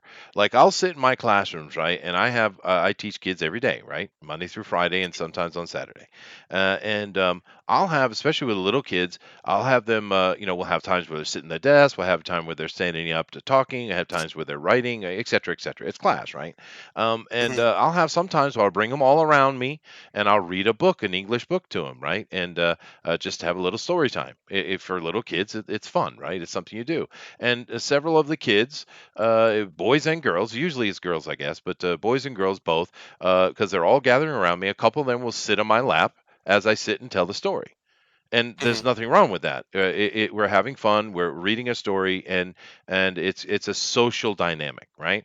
But if now I could do that here, no problem, because why the hell can't I, right? But over in America, I immediately would be called out for that, Yeah. and it's insane. Why? Okay, Well, Biden. Just kidding. there's a lot of reasons. Hang on, just one second. Go ahead, Zach. Oh, I was just gonna say it's just because everybody assumes that it's that whole entire you can't leave your doors unlocked either anymore. Just people are always assume now that you're evil until proven otherwise. And they assume that about strangers, assume that about everybody. It didn't used to be that way. It used to be the other way around, where you would presume people are good until they would prove themselves evil. But now it's the other way around, you know? Yeah, well, let me give you an interesting statistic. Okay, and this is from the government, FBI statistics. 45% of all abuse, not child abuse, just abuse in general, sexual abuse, sexual molestation. 45% is female, 55% is male. So it's near parity, right? And the real difference between them is this: the vast majority of all male based sexual molestation is 18 and over. And the vast majority of all female, which is near parity, right, molestation is under 18. So in reality, statistically, the majority of actual pedophiles are female. Yes. More than 50%, more than 60%, more than 70%. The actual pedophiles in America are female, but no one ever talks about this. But yet I can't have a kid on my lap and just reading a story. What the hell's wrong with that? It's ridiculous. No, it's really creepy. It's like if you go look at any sort of like news media that does anything on like, teachers reporting teachers getting reported as like they're having sex with their underage children, their students, and it's women with guys. They don't call it rape. No, they don't. That's because there's no penetration. But 95% of all humans don't do such things. 95%. Yeah. Now, 5% is too much if you ask me. That's way too much of that crap going on. But 95% of us don't do that. Matter of fact, the vast majority of men, 95% of us, and probably more, we see ourselves as protectors, right? A child is something that is protected, is something to be loved. And I love the kids in my school. I consider them to almost be like my kids. Now, I don't overstep my bounds. I'm not their father. But in some situations, I kind of try to be a little bit because they don't have a dad in their home or what have you. I try to take up a little bit of that role, and the kids benefit from it, right? So, I mean, and most men, almost 100% of us, are the same way. And it's just absolute nonsense that they do like this. And I thought this was going to be a happy article. Damn it! Well, here's the happy part. It's ending. Especially this pandemic has been the most. It's good and it's bad. It's terrible that people are dying from it. Obviously, it's terrible that people are suffering. But it's also, like I said yesterday, it's people are starting to get it. A lot of these super screeching harpies, they're not being listened to right now. No one's listening to them. That's gone. They're still screeching. People think they're not. No, they're still screeching. Just no one's listening because no one has time to listen. Because it's time for men to do men stuff now and take care of the people who need taken care of. Because that's what men do. At the end of the day, does that work. Men. That's right. Well, it's not just it's like when people are like faced with like a catastrophe like we're in right now. People are like, I have a bigger problem than whatever dumb X celebrity said about white knighting X and who and Twitter nonsense. No one's paying attention to that. They're waiting for the next update about when they can actually get along with their lives. And then this whole entire thing coming out with like the tension between China and everything. Everybody's thinking that there's going to be like a World War III. So that's even like something bigger. People are like, thinking about and talking about. So no one cares. No one cares about this social justice nonsense because it literally is just a luxury. It's a luxury to be able to complain about such things. Yeah. I said this on Facebook a while ago when this started and these people started to get less attention. And I said, the way I put it is there's no atheism in a foxhole. There's no leftism in a It's crisis. true. Mm-hmm. That is It true. just reality sets in real quick that you don't have all the answers. You're not all powerful. You can't fix things with tweeting. You can't demonize men forever when the men are the one keeping your lights on, keeping your sewage running, keeping your roads built, making your Mm-hmm. entire life comfortable. Eventually you're going to have to either shut up and realize that you need these people, who for most of us aren't those people either.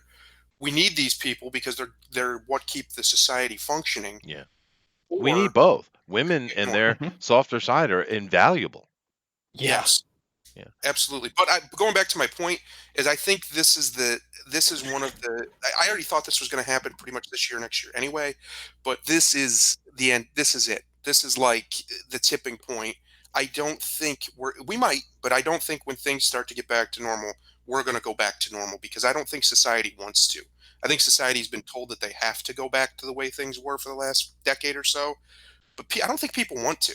I No. really don't. I can see I it hope out not. there. Talk to people that they're tired of it. They're tired of hearing it. You see it in the market. People are tired of it. And now that we realize, I think a lot of people are starting to realize that none of that stuff really matters at the end of the day. What matters is if you got food on your table, stuff like Mhm. that. I think it's over. I think it'll still be around, because it's always going to be around. It's kind of like the crazy, super crazy apocalypse preachers. They're always going to be around, but people aren't going to take them seriously anymore. And Well, that's a good thing. yeah, I hope so. And let me give you an example. I think that's very telling. And I'm sure there's plenty of teachers who have stories like this. But my kids, after they graduate high school and they go on to college, a lot of them end up living somewhere else, right? Getting married, having kids, all that kind of stuff. But they always come back and visit me. Right when they come back to visit their family in the hometown, which we have a couple of events throughout the year that happens, they always come back and visit, say hello to me, Sensei, and they bring their new babies and show me the babies and stuff, and that's all well and good. But let me give you an example of one girl. She came over. She was very young at that time, early elementary school, and her father had died. And her mother moved back to her hometown. Now, when this girl came into my school, she was closed up, introverted, just shut down, right?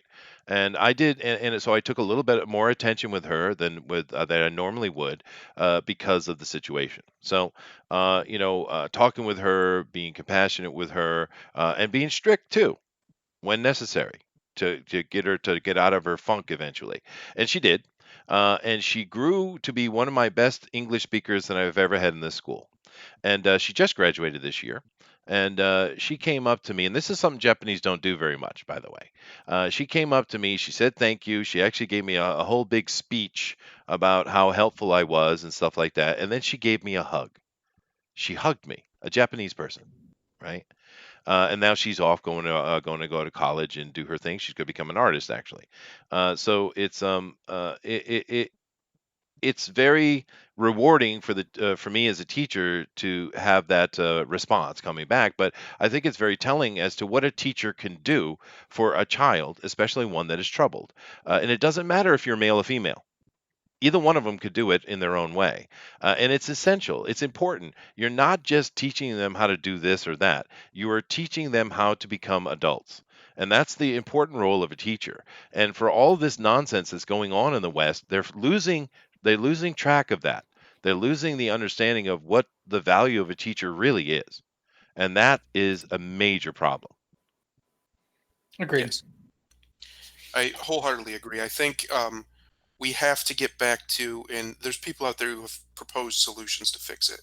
But the education system in the West is mired in leftism and mired in uh, just female emotionalism, and that has its place, and that's It fine in does. its Yeah. place. But it's not where it shouldn't be there all the time, and it shouldn't be the prevailing thing that's teaching a child, especially a young man who just doesn't get that. Most young men don't. That's not how they view the world. They view it through a more masculine lens. That's what makes Sure. them young men. So you can't force them. That's why there's so many young men in the West struggling in school. They massively underachieve because they don't. This environment isn't for them, and they know it. They might not know it consciously, but they know it. They intuit it. They know that that this isn't right, so they don't try, or they get left behind because they act up. But the reality is they're probably a very smart guy. They're just being taught wrong. People don't know how to teach young men, So they try to teach all young men, and this happened to me in school. So it's been going on for a long time. Like you're a young woman. I was smart enough to realize that that's what they were doing, but most young men aren't. They just think they're wrong. They think they're bad or they're wrong, or doesn't matter how hard I try because the girl's going to get the praise anyway. So they just don't try. Yeah. Well, that's a problem that it can is. be fixed by returning masculinity to teaching. Yeah, we need And it needs balance. to happen. We need balance. Yeah. The chat has a few comments I'd like to read before I move on to our last bit today. Nick says, "What happened to Denali Charlie Brown?" I don't know, dude. I truly don't know. Yeah. Unfortunately, he hasn't said anything to I me. hear him again. I haven't spoken There we to go. him in months. I don't know, dude. Bullet says, "Mentoring. It doesn't happen anymore. A lot of men don't even want to be big brothers to kids anymore because of the social climate. Now that's just sad, dude." Yes. Yeah. And DeWolf says that's how Michael read to Macaulay. Go ahead, dude. It's just we lost you for a second there, but we got you back. It's okay. just tragic that men have been demonized so much, and it's been going on for a long time. I remember it's been going on since my whole life that I can remember. Wow. Masculinity and men have been demonized so much and made the bad guy that they don't. Men don't want to. They don't even want to talk to kids. Like if we see a kid out and about, most of us won't even engage with them because we don't want to be accused of being a pedophile or a creep or something. That's And crazy. that's not right. That's not healthy. That's insane. That's madness. Well, it reminds me. Last year, or the year before, I saw a thing in Australia. It was kind of a news article on their Sky News, whatever, Australian news. There was a man. He was on an airplane with his daughter, and the stewardesses wanted to move the daughter somewhere else. And he was like, "Why?" And they say, "Well, we really don't feel comfortable with you sitting next to a young girl." And he's like, "Yeah, but it's my daughter." And they didn't care. What? Wow. Right. That's a lawsuit. See, this is the whole entire all men are evil pigs, every single one of us. So therefore, we can't be virtuous. We can't be anything good. We can't, we're always just going to be a predator. We can in be the eyes both. of these people. We can be What? both. It's the same thing with a woman, right? A lot of men, my age anyway, you want a lady in public and a demon in the sheets, right? Mm-hmm. I mean, why? If a woman can be both, then why can't a man be both, right? Well, we can. That's the scary thing. It's something that's been lost, and actually, I think the old Doctor Who said it best. Good men don't need rules. You don't want to see why we have so many. The reason men have a lot of rules amongst men is because we're dangerous to each other. That's if right. Push more emotional. Yeah. Anyway, goodness gracious, I want to end on something happy here. Hold on a second. Let's see. Maybe this will be happy. Let's not touch Obi-Wan because he's a cuck. All right. So Marvel Disney Plus schedule made known. More Moon Knight and more.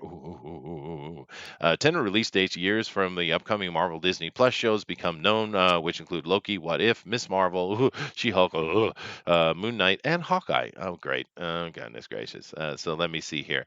The Falcon and the Winter Soldier is coming on August 20th. Hopefully that won't be what they tried to sell us in the beginning. WandaVision could be interesting in December because WandaVision could be their take on the House of M.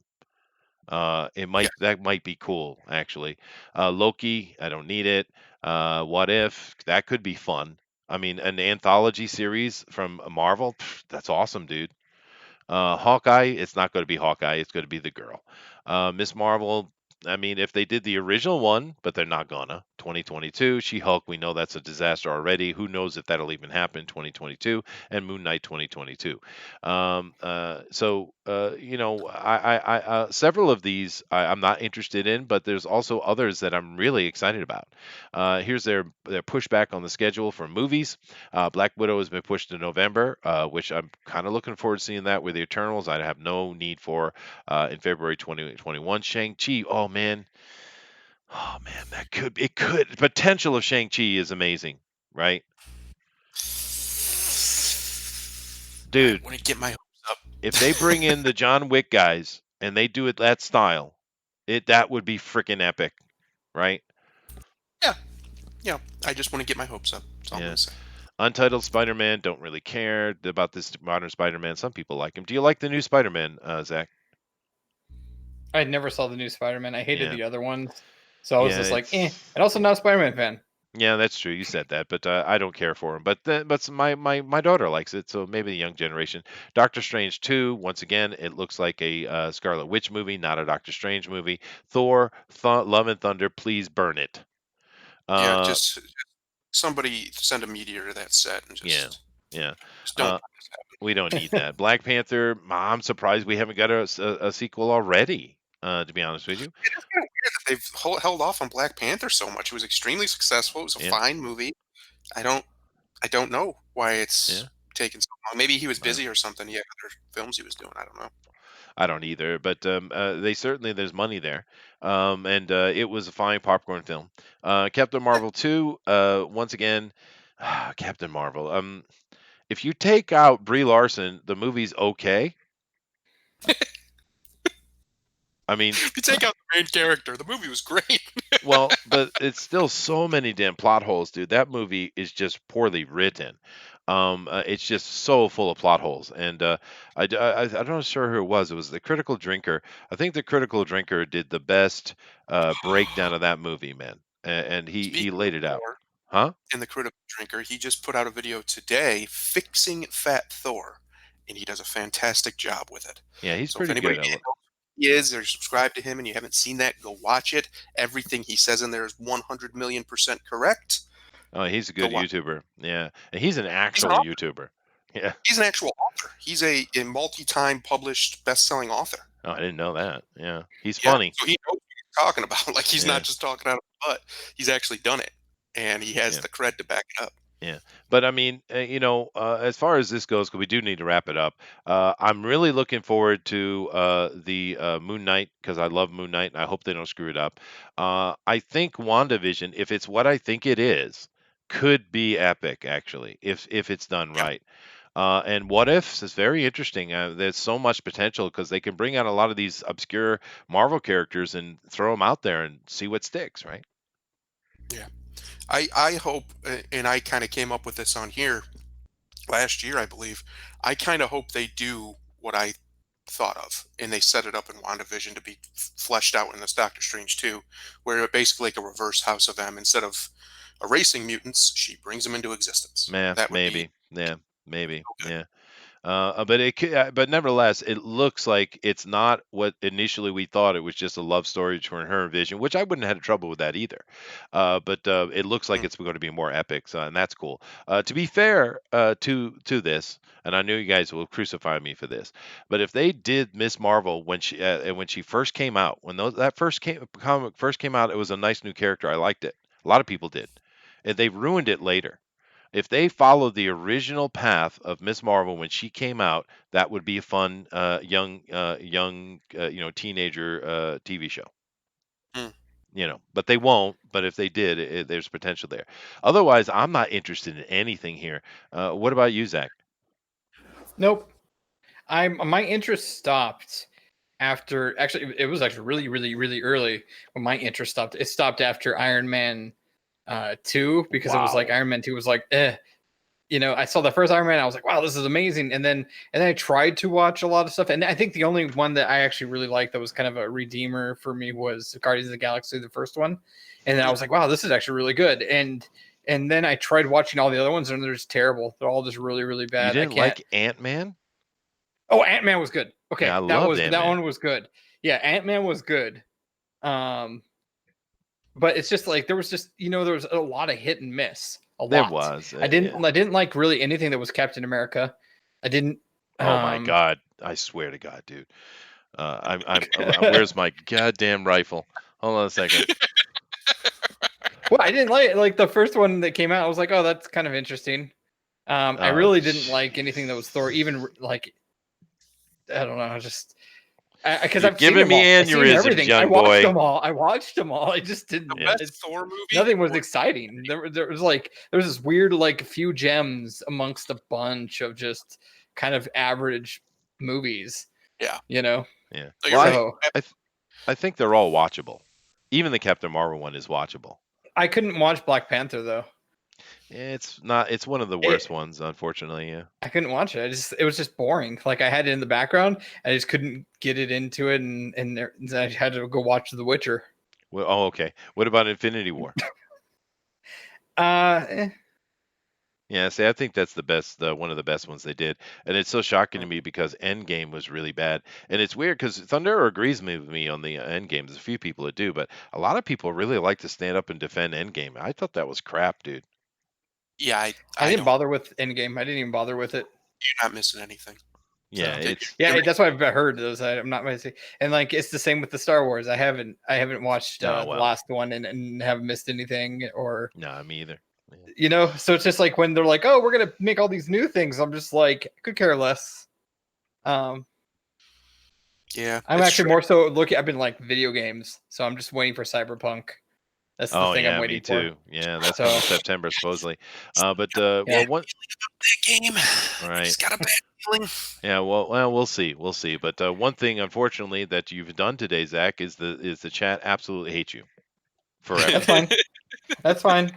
They'll love me next time. They will. It's kind of like, you know, it's like an episode where everything, you know, the whole world gets destroyed, and then by the end of it, it all comes together just so that the good story can continue on the next episode. That's fair. That's fair.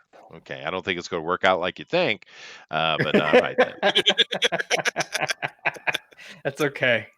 They can all hate me forever. Yeah. Can you guys hear my 12 o'clock chime on my Charlie Brown Snoopy clock on the wall? It's got the Charlie Brown music. No. Yeah. No? Oh, that's too bad. But it is time, dude. I definitely need to get out of here and go get on with my day. But it was fun sitting here chatting. That was a long show. We usually do an hour. We did 2. But there was a lot of interesting things in there. I think there was some positive, but it is what it is. But there is plenty. The good thing is there are plenty of comic book things going on. Now, of course, we didn't talk about all the absolute collapse of the comic book industry today, but unfortunately that is happening as well. But Zach, go ahead and give your closing comments, sir. If you're gonna go out with a bang, make it a big one. I like it. Okay, promoting terrorism. Excellent. It's only terrorism if you're the bad guy. Okay. All right. Go ahead, Thundera. I don't have much to say. It was a longer show than I expected it to be, but I think it was a good one. Things are looking a little. They're hit or miss right now, especially in America. America's like teetering on just the edge of disaster, like true disaster. Yeah. But I think, luckily, and some people, unfortunately, I do think Trump's doing a great job. Even governors who obviously don't like him are saying he's doing a great job, I think it's pretty safe to agree with him. Yeah. So I think everything's going to be fine. I think it'll be fine by the summer. Like I said before, probably July, August will be pretty much back to normal. We don't know what the economic situation is going to look like. Today he was talking about probably doing a second set of stimulus payments directly to people, just to keep money in their pockets so they can pay their bills, which is probably wise. We'll just see. People just need to listen, do what you're told. The government's not trying to trick you. It might be a little bit of a test, but it's still, this is real. I see it every day. My wife works in a COVID unit. People are dying. So please do what you're told. Yeah, fair point. Well, I guess I will take the namaste for today, which is rare. And I will say my namaste to the easiest thing that could possibly be said, but there's so much depth of truth in it that I think it's poignant. It takes 2 to tango. Namaste. Yeah. Later, everybody. Bye.